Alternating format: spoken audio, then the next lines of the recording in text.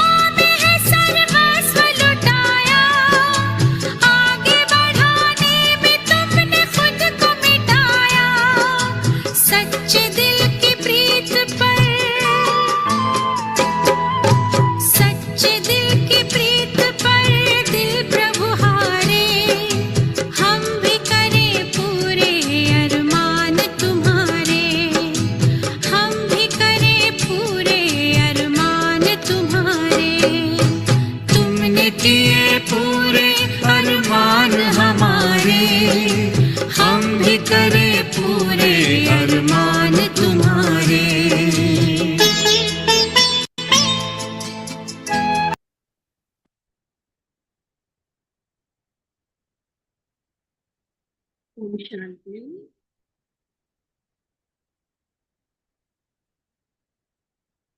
ओम शांति। भक्ति में दो युगों से जब से हम माया के वश हुए, कई तरह की अप्राप्तियों का सामना करते, दुख व अभाव झेलते, हम भक्ति में प्यारे बाबा के सामने अपने बहुत सारे अरमान, मनोकामनाएं, मन्नतें रखते आए। संगम युग पर जब बाबा हमें मिला तो बाबा ने न सिर्फ हमारी मनोकामनाएं पूर्ण की, लेकिन जन्म जन्मांतर के लिए हमें ऐसा भरपूर बना दिया जो हमारे लिए गायन है, अप्राप्त नहीं कोई वस्तु, न ब्राह्मणों के खजाने में और ना ही देवताओं के खजाने में। ऐसा संपन्न बाबा ने हमें बनाया, और ये भी कि सिर्फ अपने लिए नहीं, अन्य सभी आत्माओं के प्रति भी बाबा ने हमें दाता, वरदाता और विधाता बना दिया।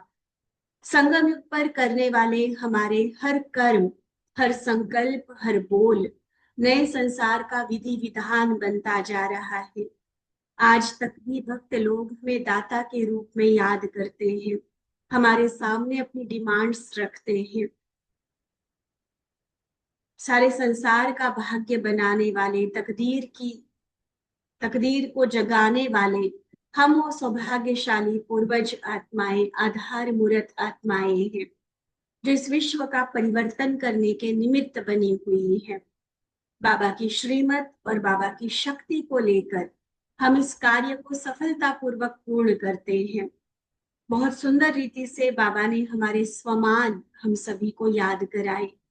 11 मई 1984 की जो मुरली हम सुन रहे हैं, कैसे बाबा ने हमें याद कराया कि आज जिन भी इष्ट देव देवियों का गायन हो रहा है, पूजन हो रहा है, विभिन्न अलग अलग स्वरूपों में अलग अलग गुणों की प्रधानता उनमें दिखाते हुए, ये सब हमारे अभी के यादगार हैं। तो ऐसे श्रेष्ठ आत्माएं न सिर्फ दाता विधाता वरदाता के बच्चे, लेकिन स्वयं हमें बाबा ने मास्टर दाता, मास्टर विधाता, मास्टर वरदाता बना दिया है।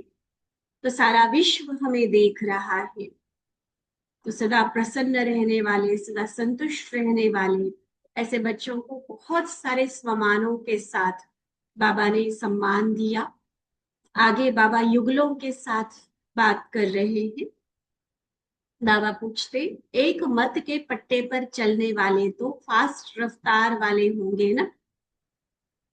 जैसे लौकिक में भी हम देखते, स्थूल में भी एक रोड होता है जिसमें एक ही रोड है छोटी सी, और आने जाने वाले सेम रोड से आना जाना कर रहे हैं। उस रोड पर हमारी स्पीड क्या होती है। और जो बड़े बड़े हाईवेज होते हैं, जो एक तरफ सिर्फ जाने वाले हैं तो जाने वाले ही हैं, दूसरी तरफ आने वाले तो आने वाले ही हैं, तो उसमें स्पीड क्या होती है, व्हीकल्स फर्क होता है। तो ऐसे बाबा कहते कि श्रीमत का एक ही पट्टा है, एक ही तरफ एक ही दिशा में हमें चलना है। तो कितनी फास्ट स्पीड हमारी होनी चाहिए। दोनों की मत एक, यह एक मत ही पहिया है। एक मत के पहियों के आधार पर चलने वाले सदा तीव्र गति से चलते हैं। दोनों ही पहिए श्रेष्ठ पहिए हैं। एक ढीला एक तेज तो नहीं हो ना। ये दो पहिए बाबा किसको बोल रहे हैं, युगल है ना बाबा के सामने, तो पति और पत्नी लौकिक में जिनको हम कहे, तो ये दोनों जैसे इस पुरुषार्थ की गाड़ी के दो पहिए हैं। तो बाबा पूछते कि दोनों एक जैसी स्पीड से चल रहे हो, एक मत होकर चल रहे हो, कहीं ऐसा तो नहीं कि एक तो बहुत तेज गति से पुरुषार्थ में सेवा में आगे बढ़ रहा है और दूसरा ढीला ढीला चल रहा है। नहीं, बाबा कहते दोनों पहिए एक रस। तीव्र पुरुषार्थ में पांडव नंबर 1 है या शक्तियां नंबर 1 है, इसको कहेंगे। बाबा कहते एक दो को आगे बढ़ाना अर्थात स्वयं आगे बढ़ना। ऐसे नहीं आगे बढ़ाकर फिर खुद पीछे हो जाओ कि हमने तो उनको जिम्मेवारी दी है, उनको दे दिया आपको, वो जितना करेंगे सेवा, ऐसा नहीं है। दोनों बाबा कहते हैं एक दूसरे को आगे बढ़ाते, खुद भी आगे बढ़ते चलो। आगे बढ़ाना, स्वयं आगे बढ़ना। सभी लकी आत्माएं हो ना। दिल्ली और बॉम्बे निवासी बच्चे बाबा के सामने हैं। बाबा कहते सब विशेष लकी हैं, क्योंकि रास्ते चलते भी बहुत खजाना मिलता है। विशेष आत्माओं का संग, सहयोग, शिक्षा सब प्राप्त होता है। क्योंकि दिल्ली मुंबई में तो साकार बाबा के होते से ही कितनी बड़ी सेवाएं शुरू हो गई थी ना, और बड़ी बड़ी दादियां भी वहां रही, बाबा मम्मा का भी आना जाना रहा। तो नेचुरली बाबा उनकी भी महिमा कर रहे हैं कि विशेष आत्माओं का संग, शिक्षा, सहयोग सब मिलता है, इसलिए लकी हूँ।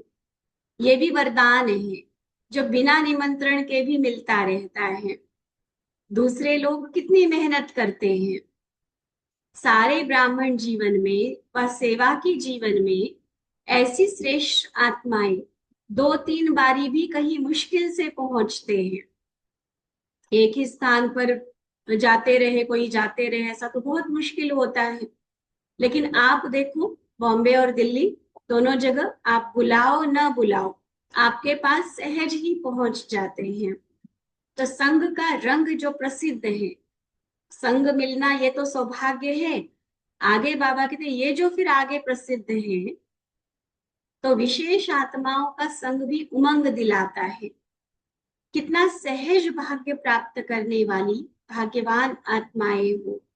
इसलिए सदा गीत गाते रहो, वाह मेरा श्रेष्ठ भाग्य वाह।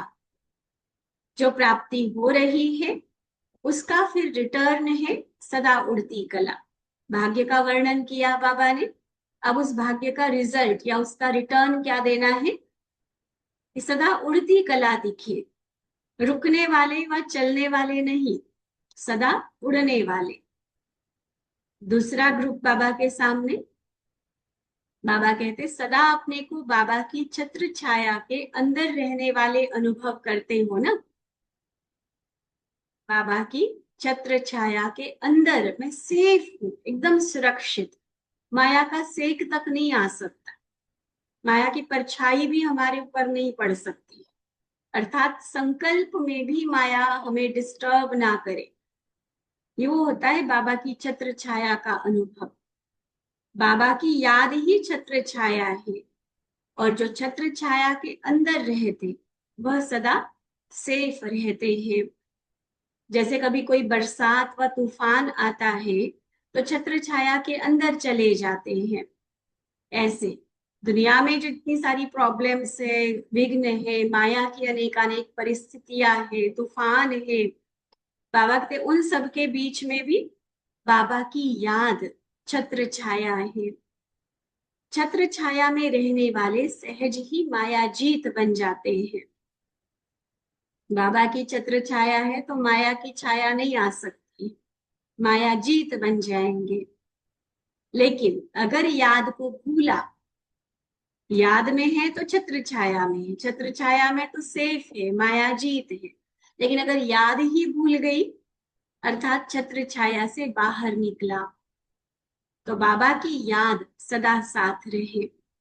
जो ऐसे छत्र छाया में रहने वाले हैं उन्हें बाबा का सहयोग सदा मिलता रहता है, हर शक्ति की प्राप्ति का सहयोग सदा मिलता रहता है। कभी कमजोर होकर माया से हार तो नहीं खाते हो। बाबा कहते छत्र छाया के अंदर हो तो कभी कमजोर हो फिर माया से हार खाकर बैठ जाए, ये नहीं होना चाहिए। फिर पूछते बाबा कभी माया याद भुला तो नहीं देती है? 63 जन्म भूलते रहे, अब संगम युग है याद में रहने का युग। इस समय भूलना नहीं, भूलने से ठोकर खाई, दुख मिला, अब फिर कैसे भूलेंगे?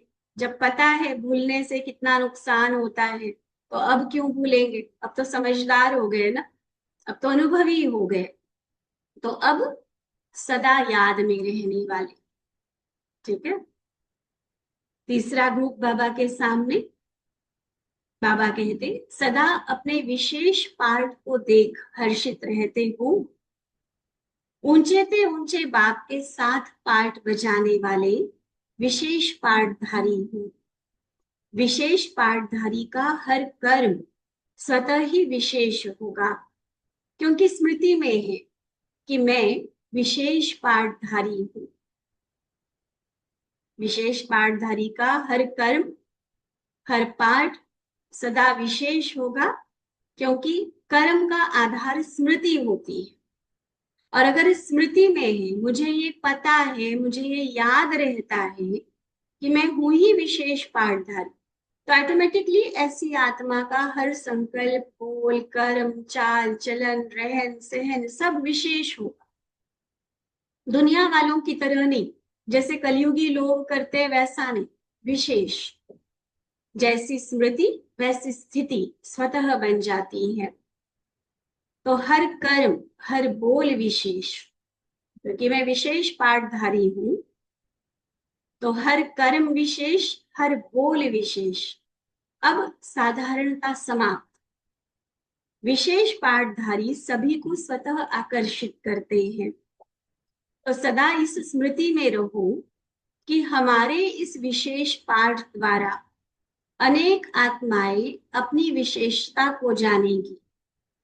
देखो, अपनी स्मृति, अपनी स्थिति वो तो विशेष होने के कारण खुद का जमा का खाता तो बढ़ेगा ही बढ़ेगा, हमारी ऊंची श्रेष्ठ प्रारब्ध जो बननी है वो तो बनेगी ही, लेकिन हमारे जीवन को देखकर, हमारे विशेष पाठ को देखकर अनेकों आत्माओं को प्रेरणा मिलेगी। उनको भी अपनी विशेषता को जानने का जैसे दर्पण मिलेगा, उनकी अपनी विशेषताएं जागने लगेगी। किसी भी विशेष आत्मा को देख स्वयं भी विशेष बनने का उमंग आता है। तो कहां भी रहो, कितने भी मायावी वायुमंडल में रहो, लेकिन विशेष आत्मा हर स्थान पर विशेष दिखाई दे। ऐसा नहीं कि हाँ वायुमंडल ही ऐसा था, लोग ही वहां ऐसे थे, क्या करे, परिस्थिति ही ऐसी थी। नहीं, बाबा कहते विशेष आत्मा माना विशेष आत्मा, चाहे कहीं भी रह रहे हो, कैसे भी वायुमंडल में हो, कैसे भी संग में हो, लेकिन हीरा हमेशा चमकेगा ही चमकेगा। ठीक है, विशेष आत्मा ही दिखाई देगी। जैसे हीरा मिट्टी के अंदर भी चमकता दिखाई देता है, हीरा हीरा ही रहता है। ऐसे कैसा भी वातावरण हो, गृहस्थियों को तो सब निभाना पड़ता है ना, दुनियादारी भी देखनी, रिश्तेदारी भी देखनी, कहीं आना जाना, जीना मरना जो चलता है, शादी आदि चलती है, कई तरह की दुनियादारी निभानी पड़ती है। ये तो है नहीं कि सिर्फ हम सेंटर पे ही रहे, सिर्फ हम मधुबन में ही बैठे रहे, ऐसा तो नहीं है ना। कलयुगी दुनिया के लोगों के संपर्क में तो ज्यादा टाइम रहना पड़ता है। अच्छा, जहां रहते हो वहां भी जरूरी नहीं कि घर में सारे के सारे ज्ञान में चलते हो, लेकिन बाबा क्या समझा रहे कि क्योंकि आप विशेष पाठधारी हो, तो चाहे कहीं भी रहो, चाहे कैसा भी वातावरण हो, कितना भी मायावी वायुमंडल हो, लेकिन विशेष आत्मा सदा ही अपनी विशेषता से आकर्षित करेगी। तो सदा याद रखना कि हम विशेष युग की विशेष आत्माएं हैं, हम विशेष युग की विशेष आत्माएं हैं। फिर विशेष विदाई के समय बाबा के चले हुए महावाक्य, बाबा कहते संगम युग है ही मिलने का युग। जितना मिलेंगे, क्या होता है, हम कहेंगे हाँ जी अब तो बहुत बार मिल लिया, अब की बार, अब अगली बार से बाबा ना आए तो चलेगा, हो गए तृप्त आत्मा, नहीं कह सकते ना। जितना मिलेंगे उतना और मिलने की आशा बढ़ेगी। पहले होगा कम से कम एक बार तो मधुबन जाना है, एक बार तो बाबा से मिलना है, और फिर वो एक बार कभी एक बार पे नहीं रुकता है, फिर बार बार मिलने का मन होता है। इसलिए इसको नशा कहते हैं ना, जैसे वो नशे की चीजें भी एक बार लो तो बार बार लेते जाएंगे, तो वो नशा तो नुकसान कर सकता है। लेकिन ये जो लगन लग जाती है बाबा से मिलने की, मिलन मनाने की, ये आत्मा को कहाँ का कहाँ पहुंचा देती है, कितना महान बना देती है।